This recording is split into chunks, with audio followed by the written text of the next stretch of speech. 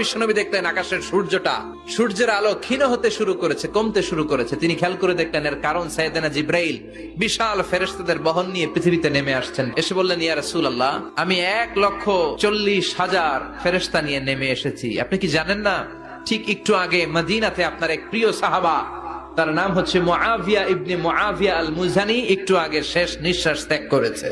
সাইয়েদনা জিব্রাইল বললেন, ও নবী, আপনি কি আপনার প্রাণের সাহাবীর জন্য গায়েবানা জানাজা পড়বেন না? বিশ্বনবী বললেন, অবশ্যই পড়ব।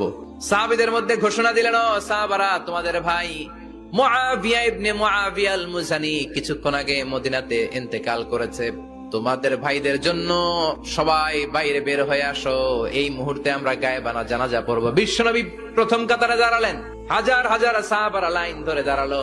সাইয়েদনা জিব্রাইল 1,40,000 ফেরেশতা নিয়ে সাহাবাদের পেছনে 2টা লাইনে দাঁড়িয়ে গেলেন। নামাজ শেষ। বিশ্বনবী তো অবাক, ঘটনা কি? বিশ্বনবী জিজ্ঞেস করলেন, জিব্রাইল, কোন সাহাবীর গায়েবানা জানা যায়? তোমরা আকাশ থেকে এত ফেরেশতার বহর নিয়ে নামো নাই?